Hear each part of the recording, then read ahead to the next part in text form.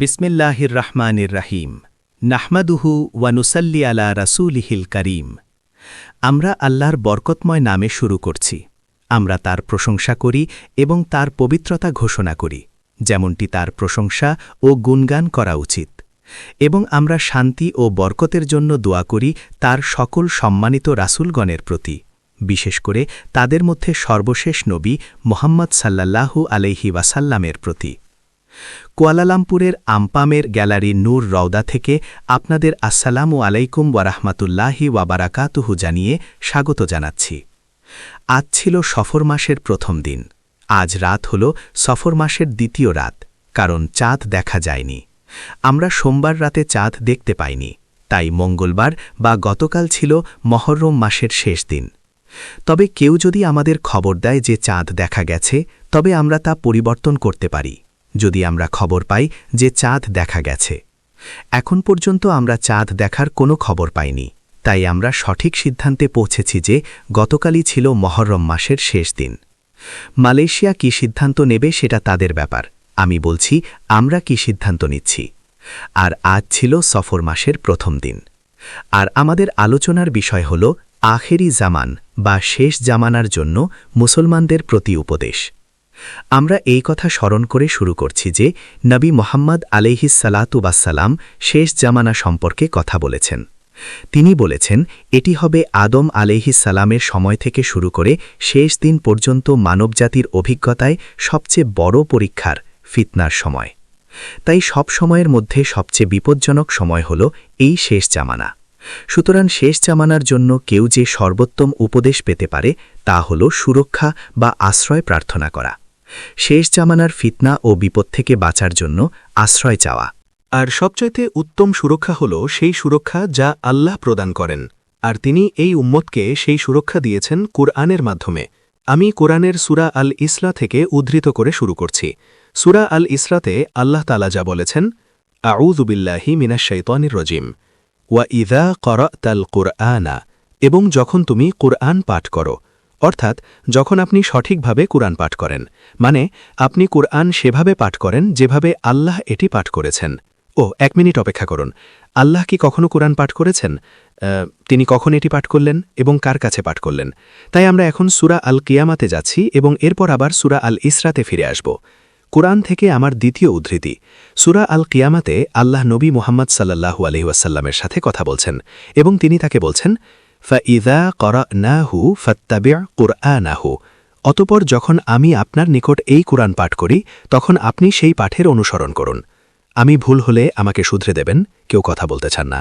সুতরাং যদি আপনি সঠিকভাবে কুরআন পাঠ করেন, অর্থাৎ আল্লাহ যেভাবে নবী মুহাম্মদ সাল্লাল্লাহু আলাইহি ওয়াসাল্লামের কাছে কুরআন পাঠ করেছেন এবং তারপর নবীকে সেভাবে পাঠ করার নির্দেশ দিয়েছেন, আপনিও যদি সেভাবে পাঠ করেন, জাআলনা বাইনাকা ওয়া বাইনাল্লাযীনা লা ইউমিনুনা বিল আখিরাতি হিজাবাম মাসতুরা। শেষ জামানা এমন একটি সময় যখন পৃথিবী আর পরকালে বিশ্বাস করবে না। আপনি কি মনে করেন মার্কিন যুক্তরাষ্ট্রের সরকার পাপে বিশ্বাস করে? আপনি কি বিশ্বাস করেন যে ব্রিটেনের সরকার বিশ্বাস করে যে বিচার দিবস বলে কিছু আছে? যারা ক্ষমতা নিয়ন্ত্রণ করছে সেই রাজনীতিবিদরা। আপনি কি বিশ্বাস করেন যে রাজনীতিবিদরা জান্নাত ও জাহান্নামে বিশ্বাস করে? না। শেষ জামানা এমন একটি সময় যখন মানবজাতি আর পরকালে বিশ্বাস করবে না। এটাই দুনিয়া, এবং তারা দুনিয়ার জন্যই বাঁচে। আর সমস্ত ফিতনা, সমস্ত বিপদ এই দুনিয়ার সাথে সম্পর্কিত। তাই আল্লাহ বলছেন, যদি আপনি কুরআন সেভাবে পাঠ করেন যেভাবে কুরআন পাঠ করা উচিত, তবে আমি একটি হিজাব স্থাপন করব।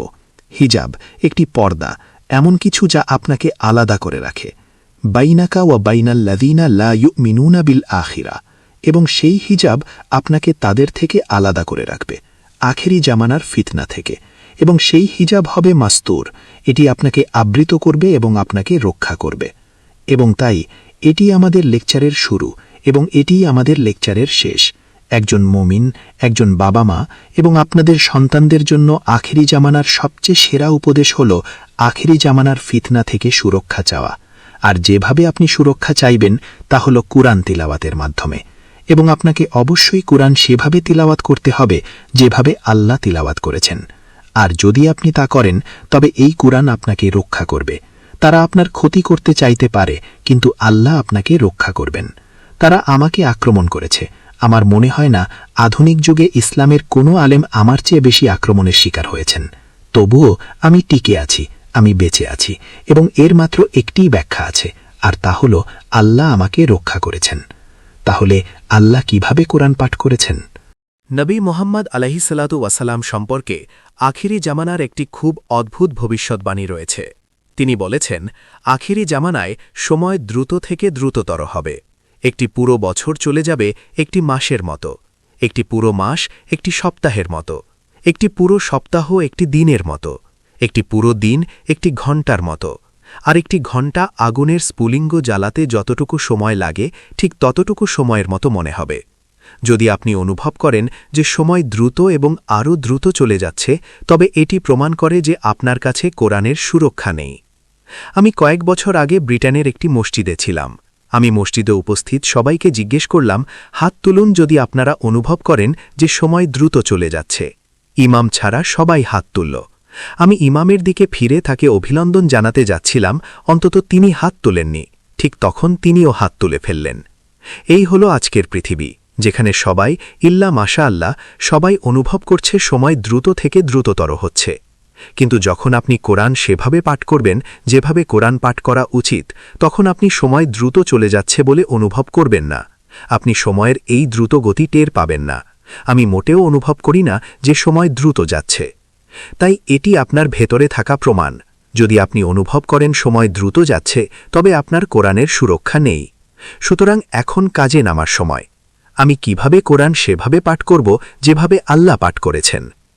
যেহেতু আমাদের এই জমায়েতটি ছোট এবং আপনাদের বেশ বন্ধুত্বপূর্ণ মনে হচ্ছে, তাই আমি একটু সময় নিতে পারি।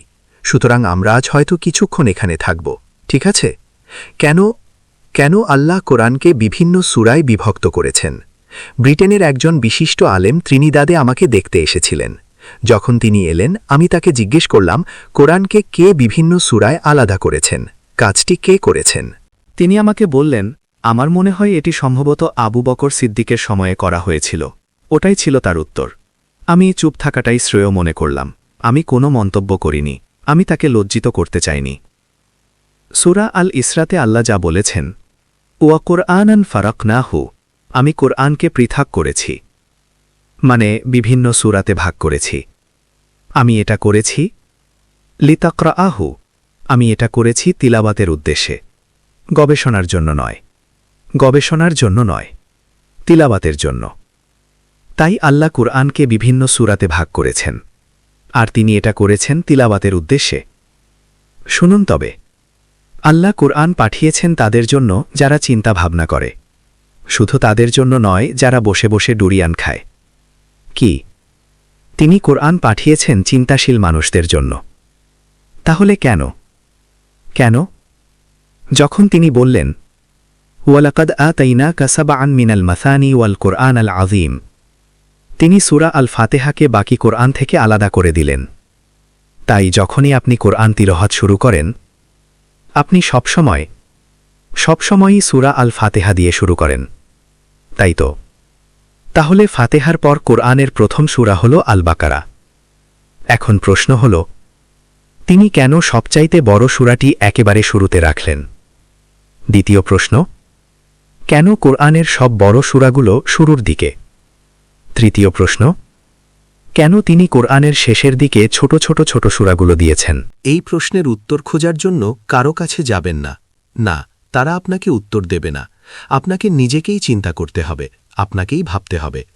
শুধু তাই নয়, তিনি আমাদের 6টি দীর্ঘ সূরা দিয়েছেন: আল বাকারা, আল ইমরান, আন নিসা, আল মাইদা, আল আনআম, আল আরাফ, 6টি লম্বা সূরা। কিন্তু এরপর তিনি আমাদের একটি ছোট সূরা দিলেন, সূরা আল আনফাল, আর তারপর আবার একটি বড় সূরা, সূরা আত-তাওবা। আর সূরা আত-তাওবায় বিসমিল্লাহির রাহমানির রাহিম নেই। আর যেহেতু কুরআনকে তিলাওয়াতের উদ্দেশ্যে সূরাতে ভাগ করা হয়েছে, গবেষণার জন্য নয়, তিলাওয়াতের জন্য, তাহলে কেন 6টি বড় সূরা, এরপর একটি ছোট, এবং তারপর একটিতে বিসমিল্লাহির রাহমানির রাহিম নেই? মালয়েশিয়া কি এখনও চিন্তাভাবনা করে, নাকি আপনারা কেবল ডুরিয়ান খেয়েই সময় পার করেন? মালয়েশিয়ার কি এখনও চিন্তা করার ক্ষমতা আছে?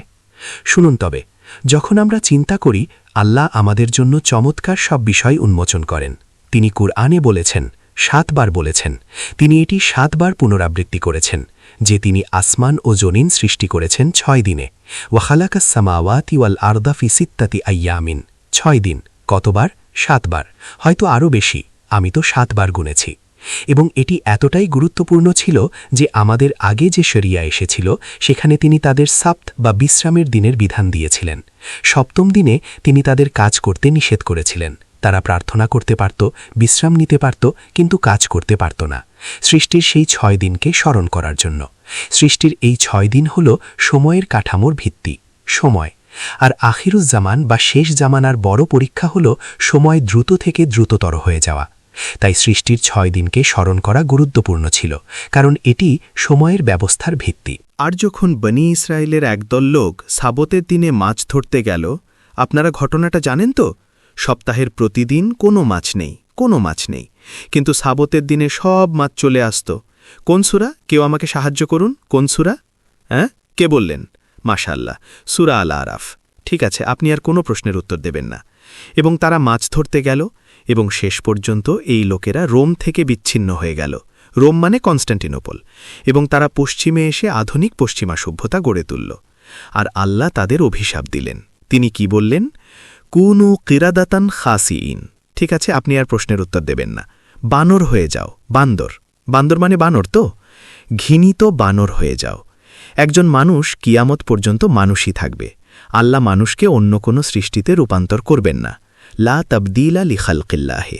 তাই যারা মনে করে আল্লাহ তাদের সত্যি সত্যি বানরে পরিণত করেছিলেন, আমরা সেই মতকে প্রত্যাখ্যান করি। আমরা এটা মানি না, এটি কুরআনের সাথে সাংঘর্ষিক। তাহলে এটি যা নির্দেশ করে তা হল আল্লাহর ক্রোধ। আল্লাহ এই লোকদের অভিশাপ দিয়েছেন।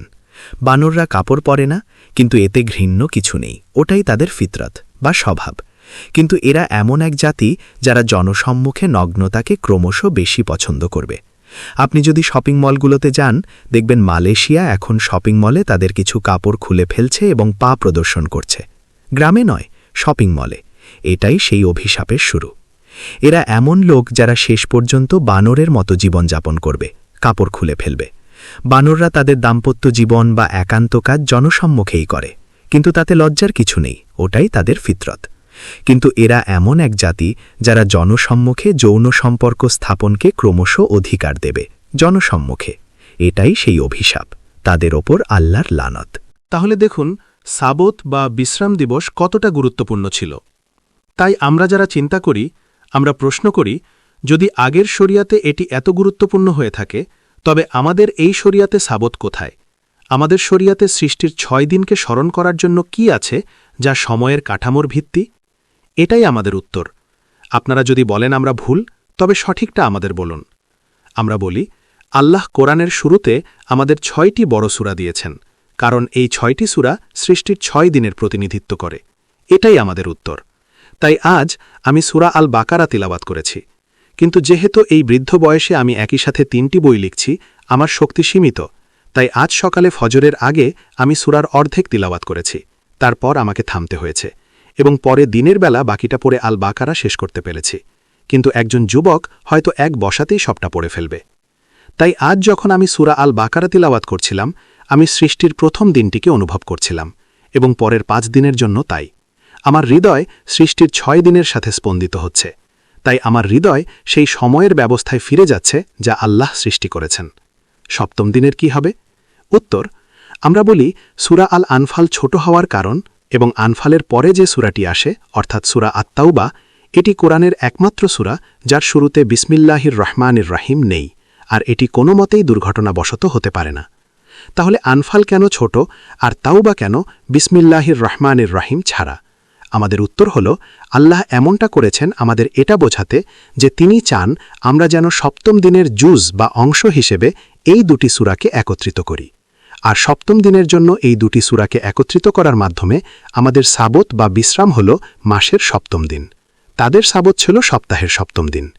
তাই যখন আমি সূরা আল আনফাল তেলাওয়াত করি এবং এরপর সূরা আত-তাওবাকে এর সাথে মিলিয়ে নিই, আমার হৃদয়ে আমি সেই সাবত বা বিশ্রামের দিনটিকে স্মরণ করি, আল্লাহর সৃষ্টির জন্য তার শুকরিয়া আদায় করি। আমি কখনোই কোরআন তিলাওয়াত করি না আমার নির্ধারিত অংশ শেষ করার পর, এই কোরআনের জন্য আল্লাহর শুকরিয়া আদায় করা ছাড়া। কারণ তিনি বলেন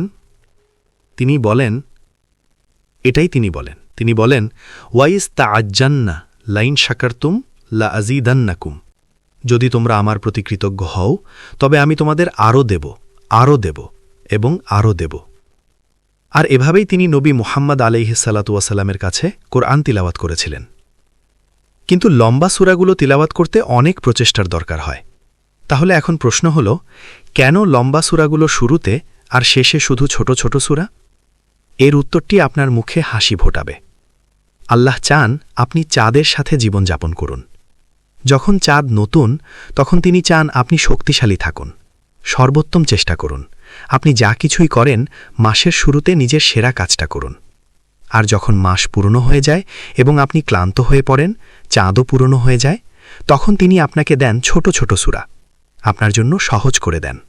লম্বা সূরাগুলো পানির মতো। যখন আপনি পানি পান করেন, আপনি ঢক ঢক করে পান করেন, চুমুক দিয়ে নয়।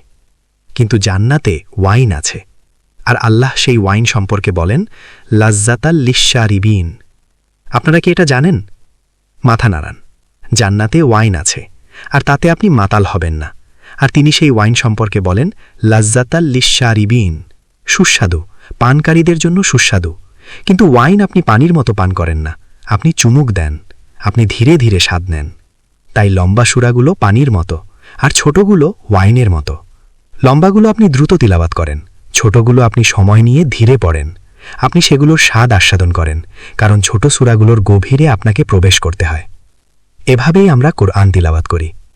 আমার কাছে এখন আপনাদের পুরো ৩০ পারার ব্যাখ্যা দেওয়ার সময় নেই, তবে বাইরে আমার একটা বই আছে যার নাম the Quran and the moon. আর যদি আপনারা সেই বইটা পড়েন এবং আমি যেভাবে ব্যাখ্যা করেছি সেভাবে কোরআন তিলাওয়াত করেন, তখন যদি আপনাদের মনে হয় সময় খুব দ্রুত চলে যাচ্ছে, তবে প্রতি মাসে পুরো কোরআন তিলাওয়াত করে যখন আপনি খতম করবেন, তখন অল্প সময়ের মধ্যেই দেখবেন আপনার আর মনে হচ্ছে না যে সময় দ্রুত পালাচ্ছে। আর যখন আপনার এই অন্তর আর অনুভব করবে না যে সময় দ্রুত চলে যাচ্ছে, তখন আপনার আর কোনো দুশ্চিন্তা থাকবে না। লা খাউফুন আলাইহিম ওয়ালা হুম ইয়াহজানুন, ভয়ের কোনো কারণ নেই। এমনকি আপনি রাজনীতিবিদদের দেখেও আর ভয় পাবেন না, যেমন বাংলাদেশে। আর তাকে বাংলাদেশ থেকে পালাতে হয়েছিল ঠিক সেভাবে যেভাবে আমেরিকানরা আফগানিস্তান থেকে পালিয়েছিল। এটাই বাংলাদেশ। তাই যখন আপনি এভাবে কোরআন তিলাওয়াত করবেন এবং প্রতি মাসের শেষে কোরআন খাতাম করবেন, তখন ধীরে ধীরে আপনি আর সময়ের দ্রুত চলে যাওয়া অনুভব করবেন না। কিন্তু জানেন দাজ্জাল কি করেছে? আর যখন আমরা চিন্তা করি না, আমরা কেবল অন্যদের অনুসরণ করি, তখন দাজ্জাল আমাদের বোকা বানায়। আমি ৫ বছর পর মালয়েশিয়ায় ফিরে এসেছি। ৫ বছর আগে আমি এখানে প্রায় ২ মাস ছিলাম সম্ভবত, তারও ৩ বছর আগে ছিলাম। তো প্রায় ৮ বছর আগে আমি মালয়েশিয়া ছেড়েছিলাম। ফিরে এসে আমি এমন এক মালয়েশিয়াকে দেখছি যা ঘুমাচ্ছে। হ্যাঁ, দেশটি ঘুমাচ্ছে। আমি অপেক্ষায় আছি কোথায় মালয়েশিয়ার সেই অংশটি খুঁজে পাব যারা জেগে আছে, যারা এই যুগের বিপদ সম্পর্কে সচেতন। কারণ মালয়েশিয়ার এই অংশটি ঘুমাচ্ছে, অথবা দাজ্জালের প্রতিটি সুরের তালে তালে নাচছে। আর ইসলামের আলেমগণ হয়তো মানুষকে সতর্ক করছেন না, কারণ তাদের খুতবা দেওয়ার স্বাধীনতা নেই। এই দেশে তাদের স্বাধীনভাবে খুতবা দেওয়ার সুযোগ নেই। আপনারা চাইলে আমাকে গ্রেপ্তার করে জেলে ঢোকাতে পারেন। আমি একদিন মালয়েশিয়ার আদালতে যেতে পারলে খুশিই হব। যদি আমাকে গ্রেপ্তার করার সাহস দেখান, তবে আমি খুব আনন্দের সাথে এই বিষয়ে নিজের পক্ষে কথা বলবো। এই দেশে আপনাদের সালাতুল জুমুয়ায় গিয়ে এমন কোনো ইমামের কথা শোনার স্বাধীনতা নেই যার স্বাধীনভাবে খুতবা দেওয়ার ক্ষমতা আছে, কারণ প্রতিটি খুতবা আগে থেকেই লিখিত এবং সাজানো। আর যা লিখে দেওয়া হয়েছে তা আপনাকে তোতা পাখির মতো আউড়ে যেতে হয়। তাই আমি এই দেশে সালাতুল জুমুয়া আদায় করি না। আর আপনারা চাইলে আমার এই কথা ভালো না লাগলে যা খুশি করতে পারেন, কারণ সেটা একটা ভুয়া খুতবা। আর আমি আপনাদের মনে করিয়ে দিচ্ছি যে ইসলাম এই দেশে এসেছিল, ইসলাম পৃথিবীতে এসেছিল স্বাধীনতা আনতে। আর যদি আল্লাহর ঘরে আমাদের স্বাধীনতা হরণ করা হয়, তবে ইসলামের আলেমদের অবশ্যই প্রতিবাদ করতে হবে। তাই আমি মালয়েশিয়ার আলেমদের আহ্বান জানাচ্ছি, আল্লাহর ঘরে স্বাধীনতা ফিরিয়ে আনার জন্য আওয়াজ তুলুন, যাতে খতিব আল্লাহর ঘরে দাঁড়িয়ে কথা বলতে পারেন এবং মানুষকে সতর্ক করতে পারেন। আজ আপনারা কুরআনের যে কপি হাতে নেন, বা আমি পৃথিবীর যেখানেই দেখেছি, সব জায়গায় ওপরে লেখা আছে যে প্রথম জুজ শেষ হয় সূরা আল বাকারার ১৪১ নম্বর আয়াতে। আর এটা মিথ্যা, এটা ভুয়া, এটা হয়তো দাজ্জালের কাজ এবং কুরআনের মধ্যে ঢুকে গেছে। কে এটা সেখানে রেখেছে আমি জানি না। আমি জানি না কে কুরআনের ভেতরে ওপরে এটা লিখে রেখেছে। আর দ্বিতীয় জুজ হল আল বাকারার 141 থেকে 252 পর্যন্ত। আর তৃতীয় জুজ হল আল বাকারার 252 থেকে আলে ইমরানের 91 পর্যন্ত। আর এই ননসেন্স এভাবেই চলতে থাকে, এটা অর্থহীন। যদি আপনি এভাবে কুরআন তিলাওয়াত করেন তবে কুরআন আপনাকে রক্ষা করতে পারবে না, তাই আপনাকে এই ভুল পদ্ধতি ছাড়তে হবে। আর যখন আপনি প্রথম দিনে চাঁদ দেখবেন, আজ ছিল প্রথম দিন, আপনি সূরা আল ফাতিহা এবং পুরো সূরা আল বাকারা তেলাওয়াত করবেন। আজ আপনাদের কতজন এটা করেছেন হাত তুলুন? 1 জন, 2 জন, মাত্র 2 জন। আমি বলেছিলাম মালয়েশিয়া ঘুমাচ্ছে, আমি বলেছিলাম, তাই আমাকে আর গ্যালারি রজায় ফিরে আসতে আমন্ত্রণ জানাবেন না, আমাকে আর ডাকবেন না যতক্ষণ না আপনারা সঠিক পদ্ধতিতে কুরআন তিলাওয়াত করছেন। চাঁদ দেখার প্রথম দিনে সূরা আল ফাতিহা এবং পুরো সূরা আল বাকারা পড়বেন। দ্বিতীয় দিনে সূরা আল ফাতিহা এবং পুরো আলে ইমরান পড়বেন। তৃতীয় দিনে সূরা আল ফাতিহা এবং পুরো আন-নিসা পড়বেন। চতুর্থ দিনে সূরা আল ফাতিহা এবং পুরো আল মাঈদা। পঞ্চম দিনে সূরা আল ফাতিহা এবং পুরো আল আনাম। ষষ্ঠ দিনে সূরা আল ফাতিহা এবং পুরো আল আরাফ। এরপর যখন সপ্তম দিন আসে এবং আপনি সৃষ্টির 6 দিনের স্মৃতিচারণ করেছেন, এটা হলো আপনার বিশ্রাম বা সাবাথের দিন, তখন আপনি সূরা আল আনফাল পড়বেন এবং এর সাথে এখন আত-তওবা যোগ করবেন। তো এখন আমি আপনাদের আল্লাহর পথ এবং শয়তানের পথ দুটোই বলে দিলাম। শয়তান কোরআনকে একটা কাপড়ের টুকরোর মতো নিয়েছে। দর্জি যেমন ক্যাচ ক্যাচ করে কাটে, সেভাবে 30টা সমান ভাগে কেটে ফেলেছে। তারা এটাই করেছে, 30টা সমান, সব ভুয়া। কোরআন আমাদের বলে যে দিন শেষ হয় সূর্যাস্তে, দিন শেষ হয় সূর্যাস্তে। আমাকে আবার বলতে দিন, দিন শেষ হয় সূর্যাস্তে, আর নতুন দিন শুরু হয় যখন পুরনো দিন শেষ হয়। ঠিক আছে? আমি গ্রামের খবর জানি না, কিন্তু কেএলসিসির অবস্থা দেখুন। যখন 31শে ডিসেম্বর আসে এবং মধ্যরাত হয়, মধ্যরাত 31শে ডিসেম্বরে, আর আপনারা আতশবাজির শব্দ শোনেন। আমি জানি না মালয়েশিয়ায় এটা এসেছে কিনা। এসেছে সত্যি? আতশবাজি কে উদযাপন করছে? একটা নিউ ইয়ার বা নববর্ষ। সেই নববর্ষ আসলে ভেড়া, গবাদি পশু, ছাগল আর উটদের নববর্ষ, যাদের মাথায় গোবর ছাড়া আর কিছু নেই। আর তারা দাজ্জালকে অনুসরণ করছে, তারা দাজ্জালের সুরে নাচছে। কারণ আমরা জানি দিন শেষ হয় সূর্যাস্তে, কিন্তু এই আহাম্মকগুলো বলে না, দিন শেষ হয় মধ্যরাতে। আর সময়ের এই পদ্ধতি এখন বিশ্বজুড়ে চালু।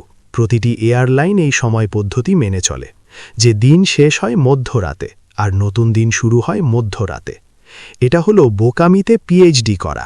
হ্যাঁ, আল্লাহ আমাদের যে পদ্ধতি দিয়েছেন তা কতই না সুন্দর। যখন দিন শেষ হতে যায়, আকাশে রঙের মেলা বসে, আকাশ কত শত রঙে রেঙে ওঠে, আর সূর্য আগুনের গোলার মতো সমুদ্রের নিচে ডুবে যায়। আল্লাহ এভাবেই আমাদের দিন শেষ করেন। আর এই বোকারা আমাদের দিন দেয় মধ্যরাতে, যখন আমপাং ছাড়া সবাই ঘুমে থাকে। তাই সাবধান হন। যদি সাবধান না হন তবে আপনাদের অবস্থাও তাদের মতো হবে, ঘুমন্ত। এমন একটা দেশ যা ঘুমাচ্ছে এবং দাজ্জালের প্রতিটি সুরের তালে তালে নাচছে। আর রাজনীতিবিদরাই মূলত দায়ী এটা নিশ্চিত করার জন্য যে সবকিছু যেন এভাবেই চলতে থাকে। আল্লাহ বলেছেন যে মাস নির্ধারিত হয় চাঁদের মাধ্যমে, ওয়াইয়াস আলুনাকা আনিল আহিল্লা। এবং হে মুহাম্মদ আলাইহিসসালাতু ওয়াসসালাম, যখন তারা আপনাকে হিলাল সম্পর্কে জিজ্ঞাসা করে, হিলাল মানে হচ্ছে নতুন চাঁদ বা বাঁকা চাঁদ, কুল হিয়া মাওয়াকিতু লিন্নাস, তাদের বলে দিন, মানবজাতির জন্য আমি সময়ের এই ব্যবস্থাই নির্ধারণ করেছি, এর মাধ্যমেই তোমরা বছর গণনা করবে। লিতাআলামু আদাদা আস-সিনিন, আর আল্লাহর কাছে এক চাঁদ থেকে আরেক চাঁদ পর্যন্ত হল 1 মাস, এবং 1 বছরে 12টি চাঁদ হয়। 12টি। মালয়েশিয়ায় কি তাই? 12টি? আপনারা কি এটা পরিবর্তন করেননি তো? বছরে 12টি চাঁদ। কিন্তু মূর্খতার উপর পিএইচডি করা কোনো এক ব্যক্তি সিদ্ধান্ত নিলেন, না না না না, মাস ঠিক করার জন্য চাঁদ ব্যবহার করা যাবে না, আমরা আল্লাহর চেয়েও ভালো কাজ করে দেখাবো। এটা কি বোকামি নয়? আর এই লোক সিদ্ধান্ত নিলেন যে মাস ঠিক করতে আমাদের আর চাঁদের দরকার নেই, আমাদের আর চাঁদের প্রয়োজন নেই, আমরা সৌর বছর দিয়ে হিসাব করব। ওহ, তাই নাকি? অথচ আল্লাহ আমাদের সৌর বছর দিয়েছেন ঋতু পরিবর্তনের জন্য। রিহলাতা আশ-শিতাই ওয়াস-সাইফ, গ্রীষ্মকালীন কাফেলা দামেস্কের দিকে যায় আর শীতকালীন কাফেলা যায় ইয়েমেনের দিকে। ঋতুগুলো বসন্ত, গ্রীষ্ম, শরৎ, শীত, এটাই হলো সৌর বছর। আর কৃষক এবং জেলেরা, হ্যাঁ, কৃষক আর জেলেরাই ঋতু মেনে তাদের কাজ করে। তো এখন সেই মূর্খতায় পিএইচডি করা লোকটি একটি সৌর বছর নিলেন এবং অত্যন্ত এলোমেলোভাবে খুবই বিশ্রীভাবে সেটাকে 12টি বোকামি ভরা ভাগে ভাগ করলেন। হ্যাঁ, এবং তিনি বললেন, কখনো আমি 31 দিন দেব। ও তাই নাকি? অথচ আমাদের নবীজি সাল্লাল্লাহু আলাইহি ওয়াসাল্লাম বলেছেন মাস হয় 30 দিনে, তবে কখনো কখনো তা 29 দিনেও হয়। এটাই আমাদের নবীজি বলেছেন। আর ওই মূর্খতায় পিএইচডি করা লোকটি বলল, না না না, মাস 31 দিনেও হতে পারে। কোনো মুসলিম কি এই বোকামি মেনে নেবে? মালয়েশিয়া, তোমরা এত চুপ কেন? হ্যাঁ, আমি খুশি যে এখানে কোনো রাজনীতিবিদ নেই, কারণ রাজনীতিবিদরা সামনে থাকলে আমি এত নরম সুরে কথা বলতাম না, আমি তাদের একেবারে ধুয়ে দিতাম। তো কখনো কখনো সে 31 দিন দিল। আর জানেন কেন? সে 31 দিন দিল কারণ ইস্টার নামে কিছু একটা আছে, কিন্তু ওটা তো আমার সভ্যতার অংশ নয়। আবার কর্পাস ক্রিস্টি নামে কিছু একটা আছে, কিন্তু এটাও আমার সভ্যতার অংশ নয়। সে কিছু মাসকে 31 দিন দিল, আবার কখনো সে মাস দিল 28 দিনের, কখনো 29 দিনের, আর এভাবেই অত্যন্ত বিশ্রীভাবে সে একটি সৌর বছরকে 12টি ভাগে ভাগ করল। এমন কোনো মুসলিম কি আছে যে এই ননসেন্স বাজে ব্যবস্থা মেনে নেবে এবং আল্লাহ ও তার রসুলের সাথে বিশ্বাসঘাতকতা করবে এবং কুরআনের সাথে বিশ্বাসঘাতকতা করবে? এমন কোনো মুসলিম কি আছে যে চাঁদ দেখা বন্ধ করে দেবে? হ্যাঁ, আমি জানি না মালয়েশিয়া এখন এত নীরব কেন। এটাই হলো আখিরাজ জামানের বিপদ, যখন আমাদের মাঝে এমন মানুষ তৈরি হয় যারা চিন্তা করার ক্ষমতা হারিয়ে ফেলেছে এবং তারা অন্ধভাবে অন্যদের থেকে যা আসে তা অনুসরণ করে আর অন্যদের বাজানো সুরের তালে তালে নাচে। আর এর জন্য তাদের যে মূল্য দিতে হয় তা হলো তাদের অন্তর অনুভব করে যে সময় খুব দ্রুত, আরও দ্রুত চলে যাচ্ছে, কারণ আপনারা আল্লাহর দেওয়া সময়ের ব্যবস্থা পরিত্যাগ করেছেন এবং সেই পিএইচডি করা, মূর্খতায় পিএইচডি করা লোকটির দেওয়া সময়ের ব্যবস্থাকে মেনে নিয়েছেন এবং আপনারা এতেই স্বাচ্ছন্দ্য বোধ করছেন, আর আপনারা আপনাদের রুটি চানাই খেয়ে বাড়ি গিয়ে ঘুমিয়ে পড়ছেন। আমি যখন কুরআন তিলাওয়াত করি, মাঝে মাঝে আমি অনেকবার পড়ি, তবুও আমি এর অর্থ ধরতে পারি না। তারপর একদিন হঠাৎ করে অপ্রত্যাশিতভাবে আমি অর্থটি পেয়ে যাই, কারণ জ্ঞানের নদী তার নিজস্ব গতিতে প্রবাহিত হয়। আর যদি আপনি কুরআনের প্রতি বিশ্বস্ত থাকেন, তবে আল্লাহ আপনাকে তখনই জ্ঞান দেবেন যখন তিনি আপনাকে দিতে চাইবেন। তিনি হয়তো এটা অন্য কাউকে দেবেন, আপনাকে নয়। তাই আপনাকে অন্যদের কাছ থেকেও শিখতে হবে। তো যখন নবী সুলাইমান আলাইহিসসালাম জেরুজালেম থেকে বিশ্ব শাসন করছিলেন এবং পবিত্র ইসরায়েল রাষ্ট্র ছিল বিশ্বের শাসক রাষ্ট্র, তিনি ছিলেন একাধারে একজন রাজা এবং একজন নাবী। তখন একদিন তিনি একটি দর্শন বা স্বপ্ন দেখলেন, যাকে আমি রুইয়া হিসেবে চিহ্নিত করি। আল্লাহ তাকে তার সিংহাসনে বসা কাউকে দেখালেন এবং কোরআন সেই ব্যক্তিকে জাসাদ হিসেবে বর্ণনা করেছে। জাসাদ। কিন্তু সুলাইমান তো ইমরানের মতো নন। আমি হলে হয়তো এই দর্শনের মানে বুঝতে বছরের পর বছর লাগিয়ে দিতাম, কিন্তু সুলাইমান এক মুহূর্তেই বুঝে ফেললেন। এটাই সুলাইমান আলাইহিসসালামের প্রজ্ঞা। আল্লাহর নবীরা আমাদের মতো নন, তাই তিনি তৎক্ষণাৎ চিনতে পারলেন সিংহাসনে বসা ওই লোকটি কে, আর আল্লাহ কেন তাকে সিংহাসনে বসালেন। এটা একটা ভিশন বা দর্শন ছিল, তাই না? তাই তিনি একটি দোয়া করার মাধ্যমে এর জবাব দিলেন এবং আল্লাহ তার দোয়া কবুল করলেন। দোয়াটি কি ছিল? রব্বি হাবলি মুলকান লা ইয়ামবাগি লি আহাদিম মিন বা'দি। হে কভু, আমাকে এমন এক রাজত্ব দান করুন যা আমার পরে আর কেউ পাবে না। কিন্তু এটা তো একটা খেলাফাত রাষ্ট্র। এটাই বিশ্বের একমাত্র খেলাফাত রাষ্ট্র, জেরুজালেমের পবিত্র ইসরায়েল। আর এ কারণেই আল্লাহ মানুষকে পৃথিবীতে পাঠিয়েছেন, ইন্নী জাঈলুন ফিল আরদি খলিফা। অথচ তিনি আল্লাহর কাছে প্রার্থনা করছেন যে আমার পরে যেন কেউ আমার রাজত্বের উত্তরাধিকারী না হয়। এর মানে হল আমার রাজত্ব ধ্বংস হয়ে যাক, এটা ভেঙে পড়ুক, কিন্তু আমি চাই না ওই লোকটি আমার রাজত্বের উত্তরাধিকারী হোক। তাহলে সে কে হতে পারে? সুলাইমান আলাইহিসসালাম দাজ্জাল সম্পর্কে জানতেন, কারণ আল্লাহ প্রত্যেক নবীকেই দাজ্জাল সম্পর্কে শিক্ষা দিয়েছেন। তাই সুলাইমান চিনতে পারলেন যে এই লোকটি শয়তান এবং এই লোকটি আমার রাজত্ব দখল করতে চায়। আমি এটা চাই না। এ হল দাজ্জাল। কিন্তু যখন আমরা কোরআনের এভাবে ব্যাখ্যা করি, আমাদের সবসময় বলা উচিত আল্লাহই ভালো জানেন, কারণ একমাত্র আল্লাহই কোনো ব্যাখ্যার সত্যতা নিশ্চিত করতে পারেন। আর ব্যাখ্যার ভিন্নতা নিয়ে মারামারি করার জন্য কখনোই বক্সিং গ্লাভস পরে তৈরি হওয়া যাবে না, এটা করা যাবে না। তো এখন আমরা এই সিদ্ধান্তে এসেছি যে আল্লাহ সুলাইমান আলাইহিসসালামকে তার সিংহাসনে দাজ্জালকে বসে থাকতে দেখিয়েছিলেন। সুলাইমান যখন মারা গেলেন, কোরআন বলছে মা দাল্লাহুম আলা মৌতিহি ইল্লা দাব্বাতুল আর্দ তাকুলু মিন সাআতাহু। কোরআনের প্রায় সকল ব্যাখ্যাকারক এই সিদ্ধান্তে পৌঁছেছেন যে যখন সুলাইমান আলাইহিসসালাম মারা গেলেন কেউ জানত না যে তিনি মৃত, এবং তার দেহটি দীর্ঘ সময় ধরে সিংহাসনে বসেছিল। কতদিন? ততক্ষণ পর্যন্ত যতক্ষণ না কিছু উইপোকা তার লাঠির নিচের অংশ খাওয়া শুরু করল। লাঠির নিচের অংশ এতটা খেয়ে ফেলতে উইপোকার কত মাস লাগত যাতে লাঠিটি তার ভারসাম্য হারায়? এটা এক সপ্তাহে হবে না, এর চেয়ে অনেক বেশি সময় লাগবে। আর যখন লাঠিটি ভারসাম্য হারালো তখন শরীরটি পড়ে গেল, আর কেবল তখনই মানুষ জানতে পারল যে সুলাইমান মারা গেছেন। আপনারা আমাকে ক্ষমা করবেন, আমার ভাষা হয়তো কর্কশ। আমি বলি এটা একটা বাজে কথা। হ্যাঁ, আমাকে মাফ করবেন, কিন্তু এটা যে একটা ননসেন্স ব্যাখ্যা তা বলতে আমি কোনো দ্বিধা করব না। সব তাফসিরেই কি এটা আছে? এ কারণেই আল্লাহ বলেন, আমি চাই তোমরা চিন্তা করো।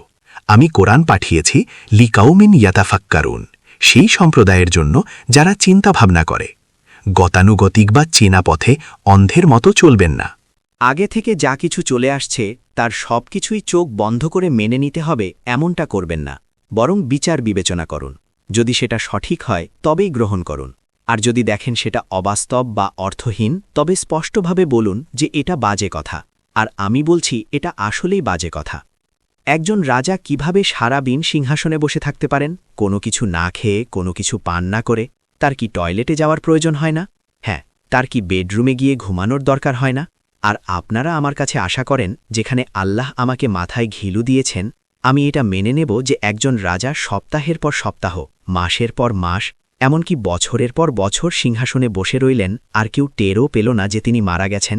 এটা সম্পূর্ণ অবাস্তব কথা, আর আল কোরআনে এমন অবাস্তব কিছু থাকতেই পারে না। তাহলে আল কোরআন আমাদের আসলে কি জানাচ্ছে? এটা মূলত আখিরাত জামানের জন্য আমরা কিভাবে প্রস্তুতি নেব, বিশেষ করে সময়ের যে ব্যবস্থা আছে তার সাথে সম্পর্কিত একটি বিষয়। সুলাইমান আলাইহিসসালাম কেবল এটাই চাননি যে তার মৃত্যুর পর কেউ যেন তার রাজত্বের উত্তরাধিকারী না হয়, বরং সেই আয়াতের অর্থ এটাও দাঁড়ায় যে তার মতো রাজত্ব যেন আর কারো না হয়। এর জবাবে আল্লাহ জিনদের, বিশেষ করে জিনদের মধ্য থেকে শয়তানদের হুকুম দিলেন তার জন্য কাজ করতে, আর যদি তিনি তাদের আদেশ দেন এবং তারা অমান্য করে তবে তাদের কঠোর শাস্তি দেয়া হবে। যতদিন তিনি বেঁচে ছিলেন শয়তানরা তার কাজ করতে বাধ্য ছিল।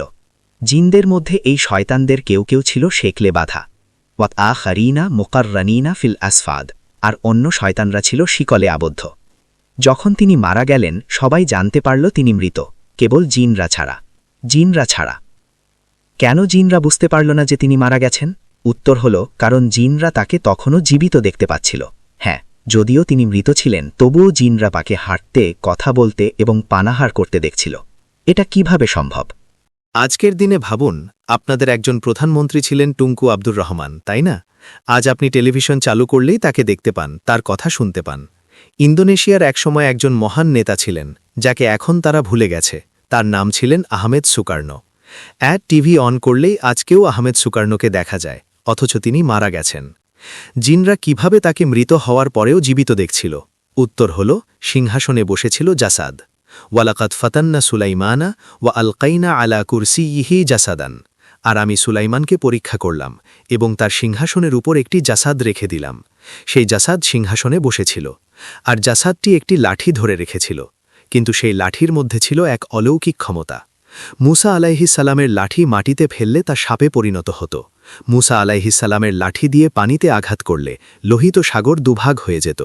মুসা আলাইহিসসালামের লাঠি দিয়ে পাথরে আঘাত করলে 12টি ঝর্ণাধারা বেরিয়ে আসত। অর্থাৎ লাঠির মধ্যে অলৌকিক গুণাবলী থাকে। ইউসুফ আলাইহিসসালামের জামার কথাই ধরুন। আমার এই জামাটি নিয়ে যাও, আমার পিতা ইয়াকুব আলাইহিসসালামের ওপর রাখো, তার দৃষ্টিশক্তি ফিরে আসবে। আল্লাহর রসুলদের ব্যাপারগুলো এমনই হয়। সুতরাং সুলাইমান আলাইহিসসালামের সেই লাঠির মধ্যে এমন কিছু ছিল যাকে বলা হয় মিনসা, সিন হরফ দিয়ে মিনসা। আর যতক্ষণ লাঠিতে এই মিনসা থাকে, যে ব্যক্তি লাঠিটি ধরে থাকে, মন দিয়ে শুনুন, সে সময়ের মাঝে হস্তক্ষেপ করতে পারে, সে সময়কে আগে পিছে নিয়ে যেতে পারে, এবং এভাবেই সুলাইমান আলাইহিসসালামকে তখনও জীবিত দেখাতে পারছিল। কিন্তু এটা হলো সময়ের বিকৃতি বা করাপশন, এটা সময়কে পরিবর্তন করে দেওয়া। আর সূরা আত-তাওবায় আল্লাহ সতর্ক করে বলেছেন, ইন্নামান নাসিরু জিয়াদাতুন ফিল কুফর, নিশ্চয়ই মাস পিছিয়ে দেওয়া কুফুরি বৃদ্ধি করা মাত্র। অর্থাৎ সময়ের এই বিকৃতি কুফুরিকে কেবল বৃদ্ধিই করে। তাহলে এখন প্রশ্ন হল, এই জাসাদ কে বা কি? উত্তর হল, জাসাদ হচ্ছে দাজ্জাল, আর দাজ্জাল এই মুহূর্তেও সেই লাঠিটি ধরে আছে। দাজ্জাল সময়ের গতিকে সামনে পেছনে নিয়ে হস্তক্ষেপ করতে সক্ষম, আর তাই আজ আমি আমপাং থেকে আপনাদের বলতে পারি যে আগামীকাল এমন একটি দিন আসছে যখন বিশ্ব সময়ের জগতে এমন সব ঘটনা ঘটতে দেখবে যা এই মুহূর্তে আমরা দেখতে পাচ্ছি না।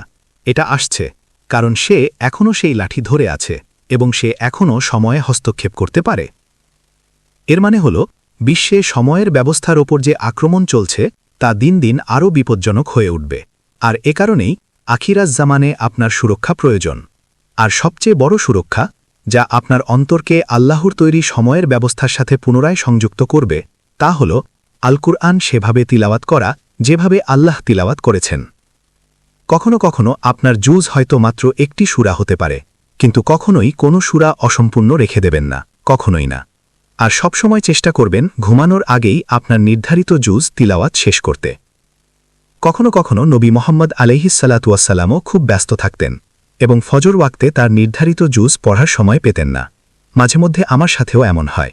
আর যখনই আপনি ফজরের সময় আপনার জুজ তিলাওয়াত করবেন না, শয়তান সারাদিন আপনার কাজকে কঠিন করে তুলবে। সারাদিন আপনি কুরআন পড়ার সময় পাবেন না, যতক্ষণ না ঘুমানোর সময় হবে এবং আপনি ক্লান্ত হয়ে পড়বেন। তখন মনে পড়বে, আমি তো এখনও কুরআন তিলাওয়াত করিনি। কিন্তু নবী মোহাম্মদ আলাইহিসসালাতুয়াসাল্লাম তার নির্ধারিত জুজ শেষ না করা পর্যন্ত ঘুমাতেন না। আমার ক্ষেত্রে খুব কমই এমন হয় যে আমি খুব ক্লান্ত বা ঘুমে আচ্ছন্ন এবং আমাকে জুজ না পড়েই ঘুমাতে হচ্ছে, আর পরদিন আমাকে 2 জুজ পড়তে হচ্ছে। এটা খুব কমই ঘটে। প্রায় প্রতিদিন আমি ফজর ওয়াক্তের আগে বা ফজরের পরপরই আমার জুজ তিলাওয়াত করি।